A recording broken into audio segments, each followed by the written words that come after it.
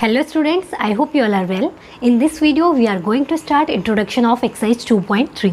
Okay, तो 2.3 का जो इंट्रोडक्शन पार्ट है बेटा, उस पर हमने देखना है रिमाइंडर थ्योरम को। तो बेटा रिमाइंडर थ्योरम में ऐसा कुछ नया नहीं है कि जो आपको ना पता हो, ठीक है। हम सबको डिवीज़न आता है ना, तो डिवीज़न से ही हम आगे स्टेप्स को बढ़ाएंगे। सबसे पहले हम देख लेते हैं, अगर 15 को 2 से डिवाइड करने को बोला जाए तो 2 से हम डिवाइड करेंगे इस तरीके से। ये सारी प्रोसेस हमें पता है ना। ये हमें पता है कि 2 7 जब 14 होता है और 1 हमें रिमाइंडर मिल गया है।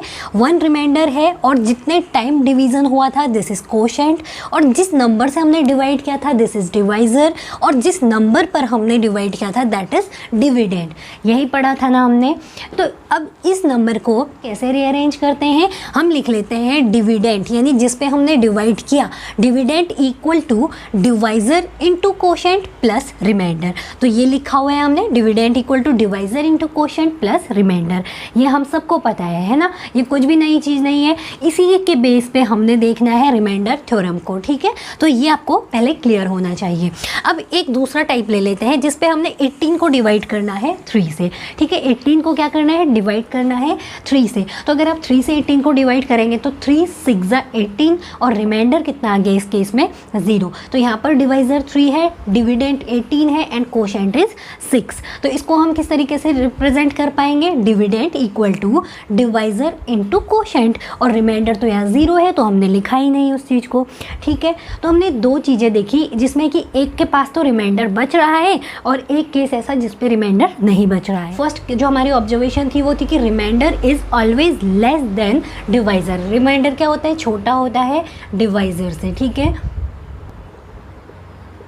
ठीक हो गया, एक तो हमारी ये ऑब्जर्वेशन थी। और अगर दूसरी ऑब्जर्वेशन की बात करें तो हमने यहाँ देखा कि जहाँ पे रिमाइंडर 0 था, रिमाइंडर क्या था, 0 था, उस केस में देखिए 18 को हमने कैसे रिप्रेजेंट किया, 3 इंटू 6, 3 6 18 होते हैं। तो यहाँ पे हमने देखा कि 18 के 3 और 6 क्या है, 2 फैक्टर्स हैं। तो हम बोल सकते हैं कि 3 एंड 6 आर फैक्टर्स ऑफ 18। और सिमिलरली अगर हम मल्टीपल की फॉर्म में बोलें तो देखो यहाँ पे क्लियरली दिख रहा है कि 18 is multiple of 3 and 18 is multiple of 6। तो हम कंबाइन करके बोल सकते हैं कि 18 इज़ मल्टीपल ऑफ 3 एंड 6। तो ये 2 ऑब्जर्वेशन हमने यहाँ से देखी हुई हैं जो हमारे आगे काम आएंगी, ठीक है। तो आप इसको अपने माइंड में रखेंगे। तो इसको लिख लेते हैं कि 18 इज़ मल्टीपल ऑफ 3 एंड 6।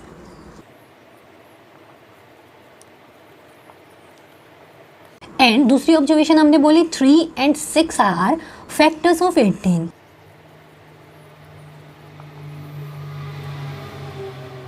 ठीक है, ये चीज़ हमने यहाँ से ऑब्जर्व करी, ठीक हो गया। तो ये तो बात थी बेटा नंबर सिस्टम के बारे में। अगर आपसे बोला जाए कि क्या आप 2 पॉलिनोमियल्स को भी इस तरीके से डिवाइड कर सकते हैं, तो उसी के बाद हम आएंगे रिमाइंडर थ्योरम पे, ठीक है। तो 2 एग्जांपल्स अगेन ले लेते हैं, सेम केस जिसमें एक रिमाइंडर बच रहा है, यानी कि कोई भी एक चीज़ रिमाइंडर बच रही है, और एक ऐसा केस जिसमें रिमाइंडर 0 बच रहा है। ओके, तो लिखते हैं 2 एग्जाम्पल्स।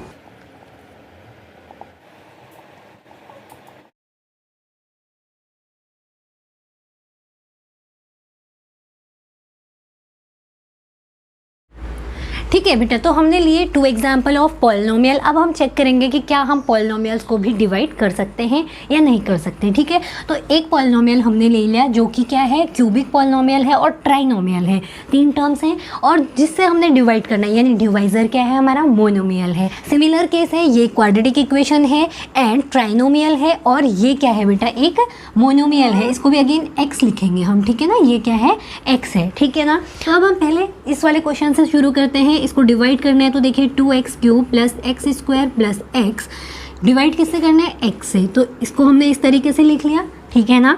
तो अगर हम इसको अपॉन x लिख पा रहे हैं तो इसको हम क्या लिख सकते हैं बेटा, 2x³ upon x plus x² upon x plus x upon x लिखा जा सकता है ना इसको ऐसे, क्योंकि कोई भी नंबर अगर a प्लस बी अपॉन 2 की फॉर्म पे है तो हम उसे a upon 2 plus b upon 2 लिख सकते हैं ना, किया जा सकता है ऐसे। तो इसीलिए हमने इसको ऐसे ब्रेक कर लिया, ठीक हो गया। तो ये तो इतना सॉल्यूशन हुआ। अब उसके बाद क्या मिलेगा हमें, इसको कट करेंगे, देखिए x से x कैंसिल आउट हो गया तो 2x² प्लस x प्लस 1। तो ये तो मिल गया हमें आफ्टर डिवीज़न ये नंबर, है ना। तो ये नंबर कब किसको डिवाइड करने से मिला बेटा, देखिए 2x³ plus x² plus x को जब आपने x से डिवाइड किया तो आपको ये नंबर मिली, तो इस नंबर को आप ऐसे लिख सकते हैं। देखिए यहाँ से अगर हम x कॉमन ले लेते हैं ना, तो x कॉमन लेंगे तो तब क्या मिलेगा, 2x square plus x plus 1 मिलेगा ना बेटा। तो देखिए ये जो हमने पूरा प्रोसेस किया ना, इसको मैंने इस तरीके से लिख दिया जहाँ पे मैंने x को कॉमन लिया। तो क्या हम इसको इस तरीके से लिख सकते हैं, this is dividend, what is this, this is dividend equal to divisor into quotient. लिख लिया ना हमने इस फॉर्म पे इसको, और यहाँ पर रिमाइंडर क्या है, 0 है। तो हमने इस पूरे जो पॉलिनोमियल थे हमारे, दो पॉलिनोमियल्स का जो डिवीज़न था उसको इस तरीके से रिप्रेजेंट कर लिया।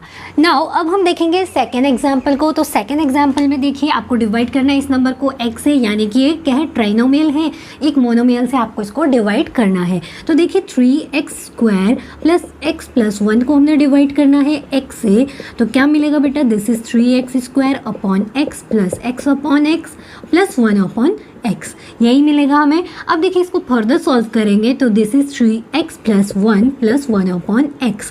तो बेटा यहाँ देखिए अगर हमने इस तरीके से सॉल्व किया तो हमें क्लियरली दिख रहा है कि ये एक पॉलिनोमियल नहीं है। तो नहीं क्यों है पॉलिनोमियल, क्योंकि देखिए this is constant into variable to the power whole number, this is constant into variable to the power whole number. यहाँ पे वेरिएबल क्या है, x to the power 0, variable x और होल नंबर क्या है बेटा, 0 है। तो 1 वाला टर्म भी पॉलिनोमियल है। पर अगर थर्ड वाले टर्म की बात करें तो देखिए 1 अपॉन x जो है ना, this is x to the power -1। तो ये जो नेगेटिव पावर है इसने इसको पॉलिनोमियल होने से रोक लिया। ठीक है, तो इसका मतलब है होल टर्म क्या है, पॉलिनोमियल नहीं बन रहा है, केवल ये दो टर्म क्या है, पॉलिनोमियल है। इसका मतलब इसको हम इस तरीके से सॉल्व नहीं करेंगे, ठीक है, क्योंकि ये पॉलिनोमियल ऐसे नहीं आ रहा है। यहाँ पे हमें क्या मिल रहा है बेटा, 1 एक रिमाइंडर दिख रहा है। देखिए अगर हम बात करें ना 3x square plus x plus 1 की, तो इसे हम कैसे लिख सकते हैं, x अगर कॉमन ले लें यहाँ से, ठीक है, अगर हम x कॉमन ले लें तो इसे लिख सकते हैं 3x प्लस 1, और ये 1 वाला टर्म अलग से हमने लिख लिया बाहर। ठीक है, तो अब इस नंबर को हम देखते हैं इस फॉर्म पे। ठीक है, तो ये क्या है बेटा, दिस इज डिविडेंड, जिसपे कि हमने डिवाइड करना था, ठीक है ना, equal to this is divisor, x क्या है यहाँ पर, डिवाइजर, जिससे कि हमने डिवाइड करना था, ठीक है ना, इनटू दिस इज कोशेंट, ये क्या है, कोशेंट प्लस रिमाइंडर। तो ये दोनों केस हो गए, ये केस जहाँ रिमाइंडर मिला और ये केस जहाँ रिमाइंडर नहीं मिला। ठीक है ना, तो देखिए बेटा हमने क्या देखा कि जब भी हमने कोई पॉलिनोमियल को देखना है कि ये पॉलिनोमियल होगा या नहीं होगा आफ्टर डिवीज़न, तो उसके लिए हमें डिवीज़न करना ही पड़ता है। पर अगर केवल मोनोमियल का केस ले लेना तो उस केस में हम देखते बता सकते हैं। जैसे हमने क्या किया था, इन दोनों को कैसे सॉल्व किया था, 3x square plus x plus 1 को जब हमने x से डिवाइड किया था तो हमने इस x को सारी जगह डिस्ट्रीब्यूट कर दिया था तीनों में, यानी कि इस तरीके से लिखा था, है ना। तो तब हमने देखा कि जब न्यूमरेटर की डिग्री डिनोमिनेटर की डिग्री से बड़ी होती है तो वो पॉलिनोमियल होता है। ये केवल मोनोमियल का केस है। देखिए मोनोमियल मतलब एक टर्म वाला नंबर, है ना, तो एक टर्म वाला जो पॉलिनोमियल है वो है हमारा मोनोमियल। तो इसको क्या बोल दिया हमने, दिस इज पॉलिनोमियल। ठीक है, ये क्या है, पॉलिनोमियल है। अगेन यहाँ पे देखिए, यहाँ पे डिग्री क्या है, न्यूमरेटर की 1 है और डिनोमिनेटर की भी 1 है। Again this is also polynomial. तो यहाँ से एक चीज ऑब्जर्वेशन निकल के आई, if degree of numerator is greater than और equal to degree of denominator then this term is क्या, पॉलिनोमियल। ठीक है ना, तो टर्म क्या हो जाता है, पॉलिनोमियल। पर अगर degree of numerator is less than degree of denominator तो उस केस में वो पॉलिनोमियल नहीं होता है। होपफुली क्लियर हो गया होगा। देखिए मोनोमियल को आप देखते बता सकते हैं, अगर डिग्री क्या है न्यूमरेटर और डिनोमिनेटर की या तो इक्वल है या फिर न्यूमरेटर की डिग्री ग्रेटर है डिनोमिनेटर की डिग्री से, तब तो पॉलिनोमियल होगा। अगर ऊपर की डिग्री छोटी है और डिनोमिनेटर की डिग्री बड़ी है तो उस केस में वो पॉलिनोमियल नहीं होगा। ठीक है, ये हो गया केवल मोनोमियल के लिए। पर अगर पॉलिनोमियल है या फिर आप बोल सकते हैं बाइनोमियल या ट्राइनोमियल है तो वहाँ पे आपको क्या करना है, डिवाइड करके ही देखना पड़ेगा कि ये पॉलिनोमियल आएगा या नहीं आएगा। अब देखिए यहाँ सारी चीज़ों से हमको एक चीज़ ऑब्जर्व अगेन देखने को मिला। जैसे हमने यहाँ देखा था ना कि remainder is less than divisor, एक ही ऑब्जर्वेशन थी। तो हमने यहाँ पे देखा कि जो डिग्री ऑफ रिमाइंडर है, degree of remainder is less than degree of divisor.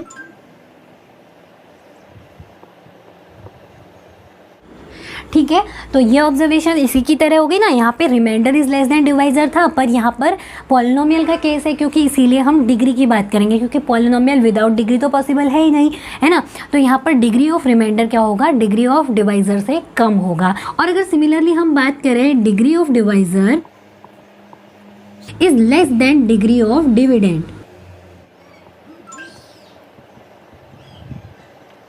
ठीक है बेटा। तो ये दो चीज़ें हमने देखी कि degree of remainder is less than degree of divisor and degree of divisor is less than degree of dividend, ठीक है। तो ये दोनों ऑब्जर्वेशन आपको कोरिलेट हो जाएं, इसीलिए आपको सामने सामने ये दोनों चीज़ें करा के दिखा दी, ठीक है ना। तो इनमें कोई भी ज़्यादा डिफरेंस नहीं है, बस यहाँ पे नंबर्स की फॉर्म पे है, यहाँ पर polynomials constant into variable to the power whole number की फॉर्म पे है, ठीक है ना। अब ये चीज़ें अगर क्लियर हो गई हैं तो अब हम बढ़ेंगे रिमाइंडर थ्योरम पे। तो उससे पहले एक चीज़ और देख लेते हैं, जो ये हमने ये किया ना correlation dividend divisor and quotient का, तो इसको हम देख लेते हैं। अगर हम डिविडेंड को px बोल दें, डिविडेंड को क्या बोल दें बेटा, px बोल दें, और डिवाइजर को बोल दें gx, यानी जिससे हमने डिवाइड करना है वो gx है, और कोशेंट क्या हो जाएगा बेटा qx, ठीक है। तो पहला केस तो बन गया px equal to gx into qx, ठीक है। और अगर इस केस को देखें तो यहाँ पे क्या बन गया, px dividend equal to divisor gx हो गया हमारा, कोशेंट को हमने बोल दिया qx, प्लस रिमाइंडर को हमने बोल दिया rx, ठीक है। तो कोई भी अगर पॉलिनोमियल, दो पॉलिनोमियल को हमने डिवाइड करना है, यानी दो पॉलिनोमियल कौन कौन से डिवाइड करने को, px को अगर आपने डिवाइड करना है gx से, तो हर एक इस केस के लिए एक qx और एक rx ऐसा मिलेगा आपको जो कि इस कंडीशन को सेटिस्फाई करेगा, ठीक है। यहाँ पे तो rx की वैल्यू कुछ थी, तो यहाँ पे rx की वैल्यू 0 थी, तो आपको qx और rx ऐसे मिलेंगे जो कि इस कंडीशन को सेटिस्फाई करेंगे जब भी आप px को gx से डिवाइड करेंगे, ठीक है। Hopefully this is clear to you, है ना। अब हम बढ़ते हैं आगे फॉर रिमाइंडर थ्योरम।